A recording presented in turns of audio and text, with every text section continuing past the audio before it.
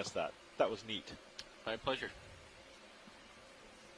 Just waiting for a ship move here. We're going to pull out this cliff a little bit. Very good. Thank you.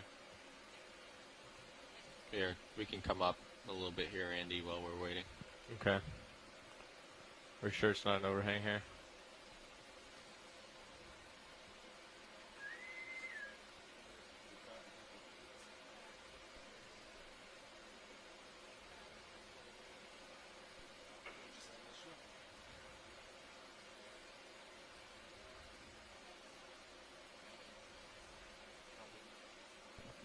Hey, pilots, beware that move. Where's the current going to push us? Where's the surface current? Surface current's pushing us southeast, so it's going to push us away, but okay, just be aware.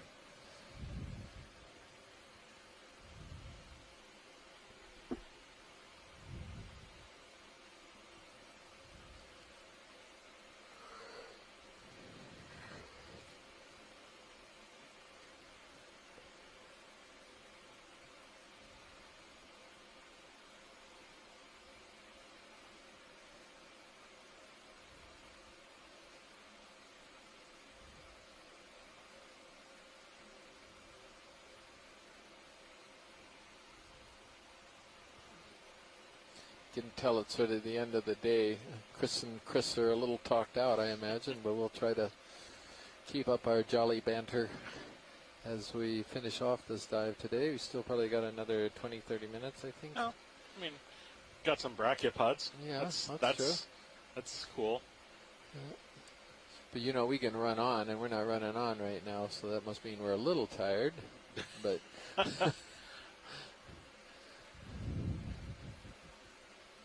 yeah, just that the excitement of that the corrallid community just. Well, it's like a roller coaster ride here on Okeanos Explorer. Sometimes all sorts of things are happening for really intensely, and then sometimes you have these periods just before the next exciting thing hits. Yeah. But since we're not going to have a post-dive call, we'll just do a little bit of a wrap-up here as we're coming up this wall, since there's not a lot of animals, and I'll stop as soon as we see something. But I think those of us here view it as a very, very successful dive. We accomplished the goal of documenting the presence of precious corals in the Johnston Atoll Monument, which we clearly did. Got into an amazing community of precious red corals.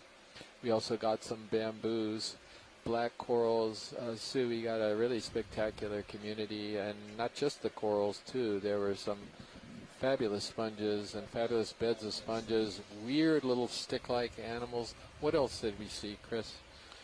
Well, from the echinoderm perspective, today was a good day to be a starfish biologist. So we saw feeding of two different types of goniasterid sea stars, feeding on possibly new occurrences, things that I've not seen before. Goniasterid sea stars feeding on sponges, feeding on hemicorallium, and we saw a fairly rarely encountered sea star called Gilbertaster anacanthus, which I've only seen a few times. Strips are just heading. And we have also seen some fairly unusual sort of diversity in invertebrates. So I'm going to turn back now. So we saw just a moment ago, we saw towards south. Lyrocte, which is a benthic which is a fairly unusual animal to encounter, the rock wall, as well as some interesting brachiopods, which are a phylum of marine animals that date back to the Paleozoic, that we don't see very much anymore. On these cliffs, we saw some brittle stars position like this, sort of all over the place, living on corals, but also a big red one, sort of walking around. Saw several crabs. Including a very large crab species, a lithode crab with sort of very long legs, which was called, what was it called again? Pseudomaya. Pseudomaya. Comes up, and then there were a number of So which angle do I face when we're going along the side yellow of it? scleractinian corals. I never get this right. Enolopsamia. Yeah, Enolopsamia. Enolopsamia, which we saw at the beginning, we're still seeing them in bits and pieces. Well, in smaller abundance, lower abundance, I should say. And now we've come across a huge field of them, and sort of their graveyard, as a lot of them have seemed to have fallen from their mounts onto sort of a valley where their dead skeletons have accumulated. And I think one of the most consistent animals we've seen all day today was a neat little cup coral called polymyces, and we've seen both the living ones with their tentacles extended as well as dead cups without the animals. We're now focusing in on an Enolopsalmia coral, but looks like a sponge living on it. Yeah, I guess so. Or it's a closed anemone. I think it's a sponge. I don't think it's a closed anemone. That's what I said. No, I know. Or a tunicate. That could be. I know you did. I actually had been wondering what it was, and I looked down for a moment, and there's sort of. Of course, I see it now. Okay.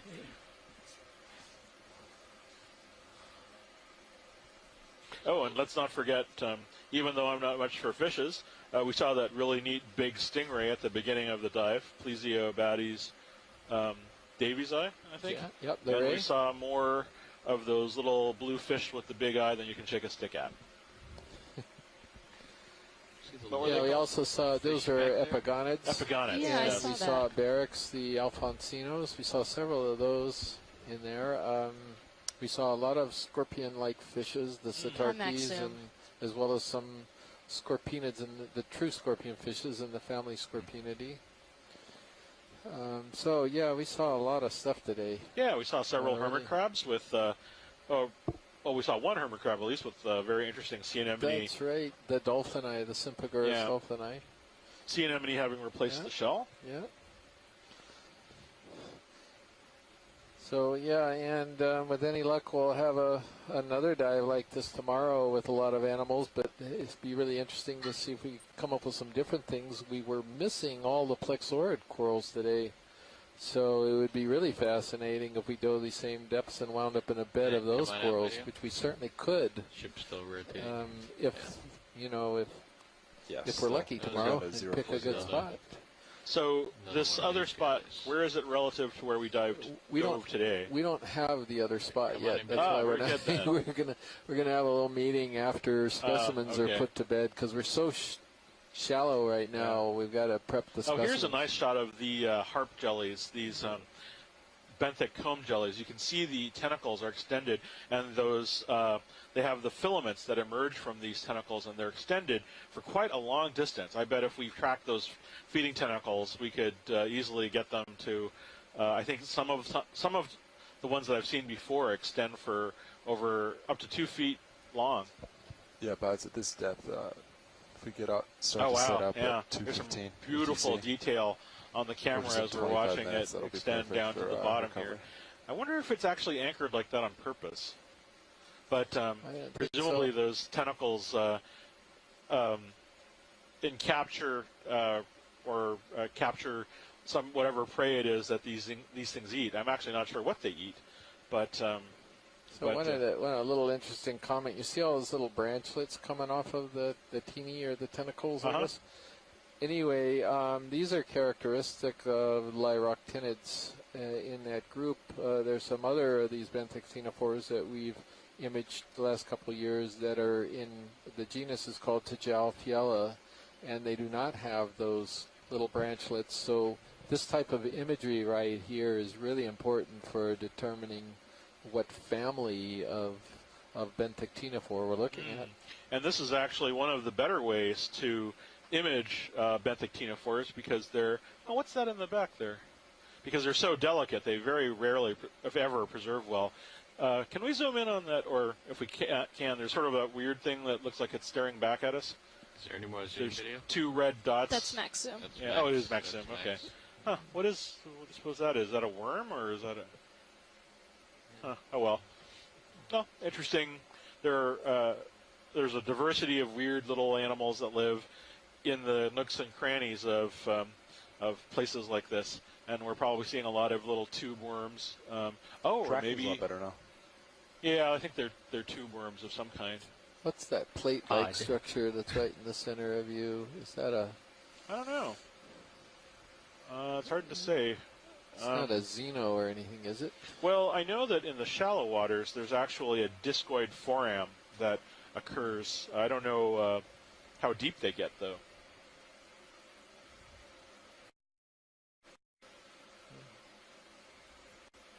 And looks like some bits and pieces of various critters. That looks like the broken test of sea urchin there. That bit with all of the round little circles on it. Mm-hmm. Some sponges in view. Brittle star arms in the background.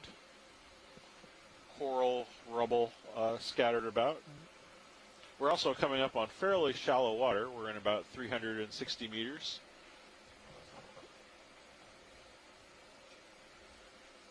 A little cup coral. Interesting things at a micro scale here. Yeah, some tube worms. Little spot lobster.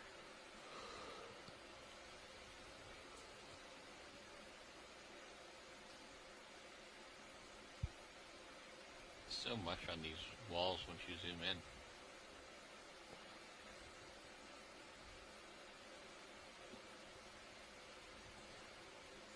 All right, let's come out video. Thank you. That was very nice. How's the ship doing, Sean? Still coming around? Yeah, we're almost there.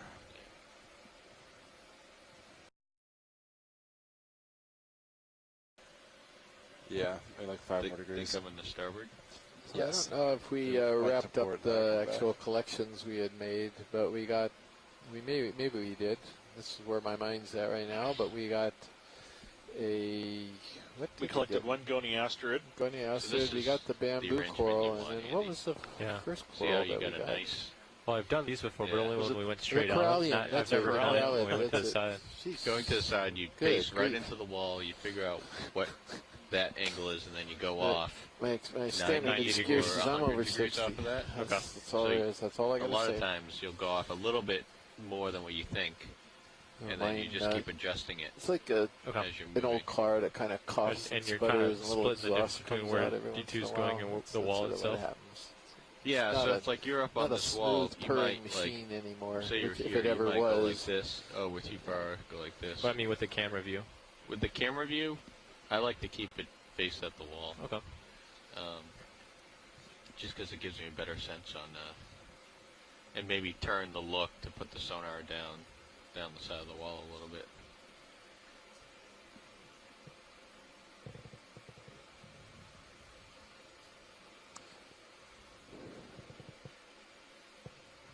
Wow. Huh. Yeah, no kidding. There's a view of the deep sea. Yeah. How about that? Perhaps one of the... This is reminiscent of the movie Abyss. Huh? Yeah. Perhaps one of the things about our dive today that has been really striking, I think, is the number of really beautiful deep-sea vistas and terrains that we've moved over. Yeah. Large boulders, that amazing Faria field that we passed that will undoubtedly show again on the highlight reels, which then abruptly shifted over to a field of Acanthogorgia corals. Again, these are the kinds of things that biologists, such as Chris and Chris, talking about Chris and myself, the third person, study, is the transition in sort of different faunas, perhaps as they change due to different environments, such as current, temperature, salinity, oxygen, because could it be due to different environmental factors that are related to reproduction? Are they different species? All sorts of interesting questions that ask, how did a particular species diversify in a particular area? And we did see several sort of transitions as we moved from our initial starting point to where we are right now. Earlier this morning, we went through sort of a high current area where we saw more Metallogorgia, more gold corals, and then we went to an area with lots of really karstic rock formations. and we saw a slightly different array of corals. And now we're here at these large boulders with a lot of these more high current areas, but with a very different fauna, different group of animals living on the surface of these rocks. We've tried to observe as many different kinds of animals as possible, small sea anemones, small other animals living on the surface of the rocks, as opposed to the large coral colonies that are present on the surfaces. So this is possibly a Sympagurus or a Parapagurus. I'm not really sure. Parapaguridae, I think, is safe guess. Got a big anemone that's partially closed on his back. Pilots, ship's new heading. It's in 040. So some of you might wonder, what is going on with that fish? Can we get a zoom on this, please? Is that? Like so this is actually a really cool fish. It's a Grappo, I think, is the name. It's Grammatinotus, and there's several species of there. It looks like Grammatinotus. Need the room. Yeah, Grammatinotus species. I don't know if he's just lying there or he actually is dead. I don't see him breathing. It's still freshly colored. Yeah, it is freshly colored, but that's the first observation of this fish that we have seen today. Huh. I was also going to say, as some of you might wonder what's going to happen to this video after the dive. Of course, there's going to be marvelous still images made and some highlights video, but also we've got a group that's annotating all of the sponges, corals, fishes, and commensals and things like this from all of the video from the Okeanos dives. And all of these data will be submitted and be incorporated into NOAA's deep sea coral technology, deep sea coral research and technology program. They've got a marvelous database of deep sea animals, and all of the data from these dives are going to be incorporated into that database in another year and a half when we get all of the dives finished. Takes a while to really annotate these carefully. As you can imagine, from this dive to actually go through and identify and count all of the corals we've seen. There's something, probably a shark above you. I wanted to do a shout out to the Deep Sea Coral Research and Technology Program because Matt Dornbeck is on the cruise assisting us, who's associated with that program, and he's assisting us as the data manager for the cruise right now. And it's a really great program. And they're consolidating data from all over the U.S. and also internationally as well, with hundreds and hundreds of thousands of records of BC corals. Coming up with you slightly. Again, it goes back to the name of the actual cruise, La Lima Okamoana. It's quite a partnership. Hey, what was that, 180 you said? I was thinking 145. Oh, he's 145, way right of us. There's some pretty dramatic us. terrain there. Okay. Look at that. Oh, yeah. Tricky. I thought I heard them say that there was a fish that they saw. My eyes said Long baby gone. shark. Okay. I think we lost him. I don't think he's way off screen now. Talking, I I don't guess. see him at all. Yeah, So I don't wasn't think the we fish can that get we this just guy. imaged? No, I think they were something else.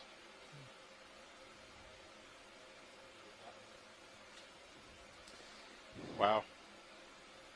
Gazing into the abyss.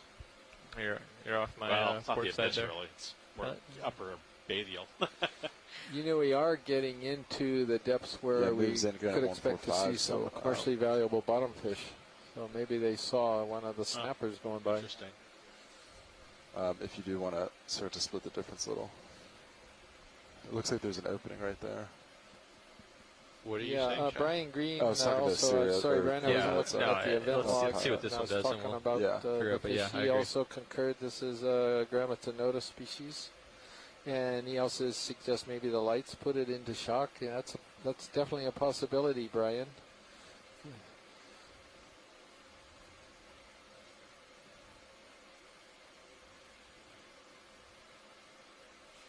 That was 1.5 meters, right?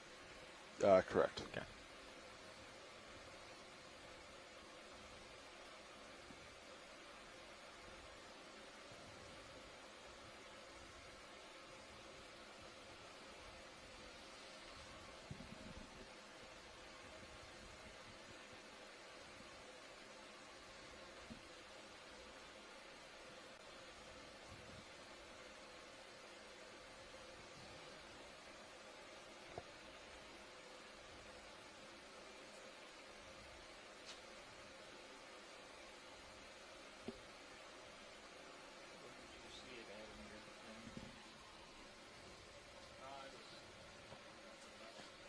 it is.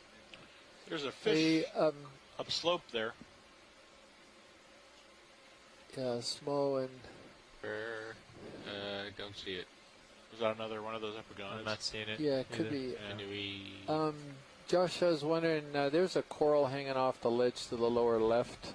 It could just be a gigantic Enlopsamia, but it seemed too big to be that. And I wonder if we're getting into something a little different, maybe a madrasis, or madrepore, excuse me. Wonder if we could just do a quick snap zoom before we go upslope. Come on in, video. Yeah, that's the one, all right.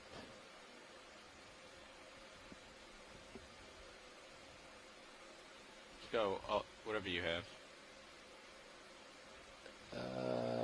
Wow.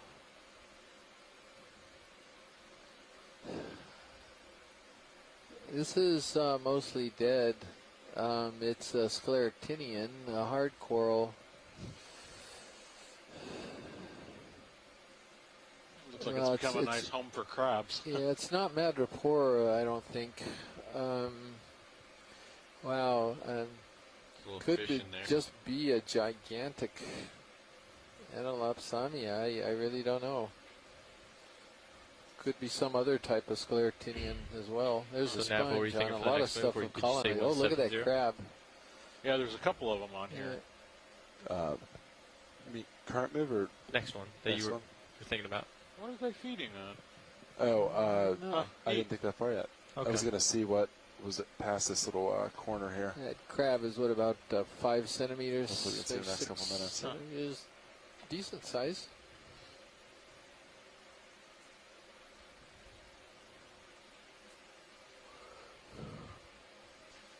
I might come out a bit. Yep. Yeah, thank you, pilot. Appreciate it.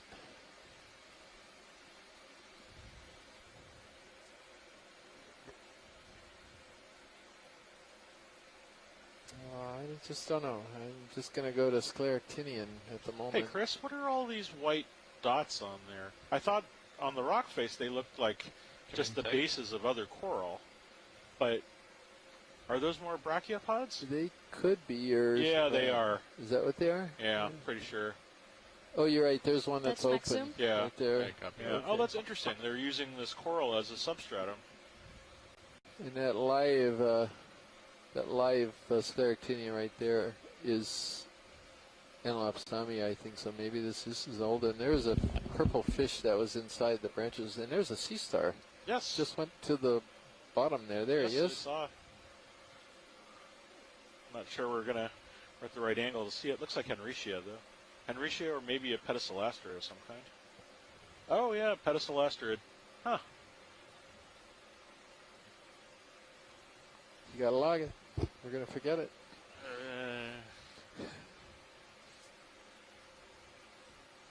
So pedicelastrids are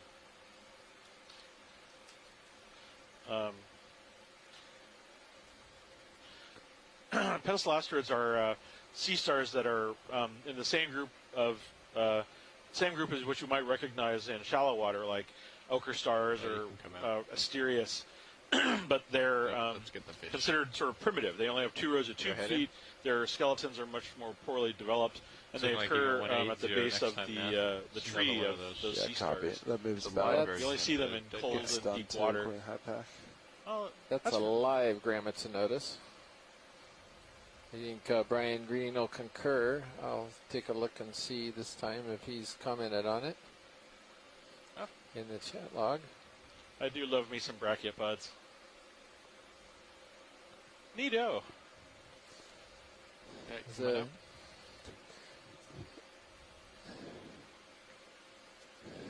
Sometimes these Grammatinotus can appear in very large schools of hundreds or thousands, or small groupings. We've seen 2. Wow, that area, this gorge we're going over is huge. Yeah, pilots. Looks like that move's done. Permission for 15 meters due south. Yeah, sure. Yes. Copy. What are those white pads in the upper right corner? We only have about 7 more minutes, though, right? Yeah, correct. So this might Maybe be the those last are just one. bases. Come on in, video. Yeah, thank you. Oh, more brachiopods. Okay, they're just shells. Hey, coming out? The lower valves, I should say. Thank you. You're welcome. Maybe get this squat lobster. Come on in. There's a other Ceramia. Ceramia. Yep. Oh, a smaller in one. offensive mode. Protecting his home.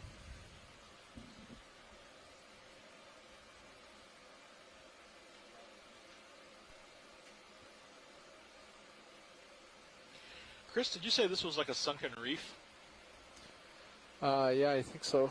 It's or consolidated lagoonal sediments. Yeah. It looks like it's carbonate. Yeah. Oh, I just point out to everyone too that the composition of this rock looks like it's actually biogenic. It's actually made from the various hard parts of many fossilized organisms, worm tubes and other kinds of Coming out. of invertebrates and other animals.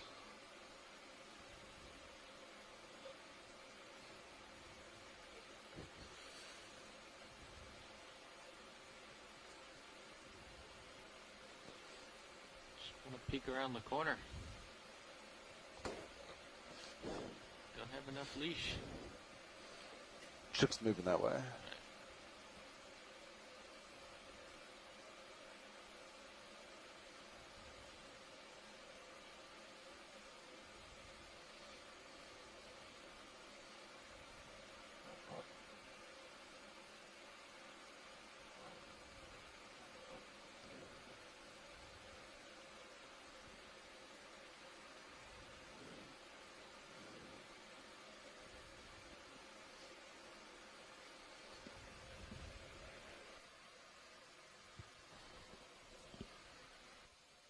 Pretty neat stuff. Looking at a lot of history there. Well, actually, this is Nav. Go ahead. Roger, Nav, go ahead. Just heads up, ship is moving south, but we do only have about 5 minutes left on the bottom. Roger that, 5 minutes. Yep. So yeah, we'll just cruise along this wall in the remaining time. Let's descend a little bit here. Thank you. Copy that. You got 5 minutes left in the dive.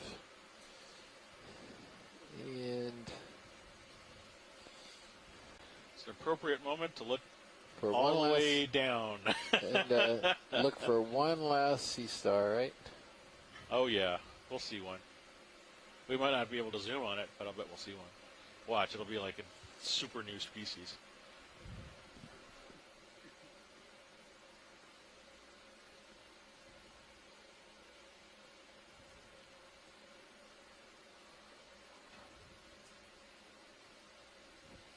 A lot of broken coral skeletons all over the top of this little outcrop that have fallen down slope and landed Just do a snap right here. Got a nice little comb jelly, or a harp jelly that we're swimming past. Some crabs. Just do a snap on the jelly. Keep it tight. Oh wow! Oh, it's a pretty one. I love it when we do the zoom. You can see all the details just so intimately close. Now that one looks like a harp. Wow. Straight up, right? With the It's interesting. I strings. didn't notice that it had these feathery projections on the surface. I wonder. Huh.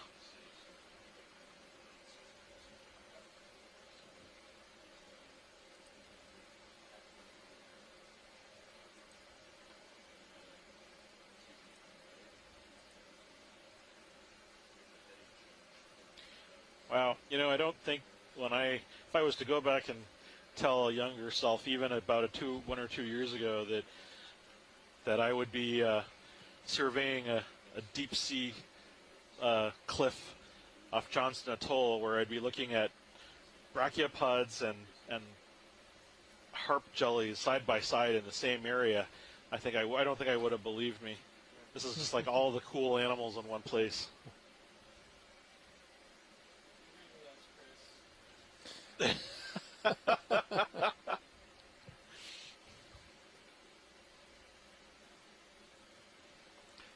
someone told me once that you can stare at something that is beautiful for an infinity, and I think I could stare at this Lairocte for quite a long time.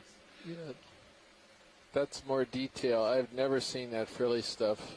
We've seen these things, but we never had an image close enough to show what these little lines and sculpturing It's on both sides, too. Huh. Yeah, that's really unique. An amazing image.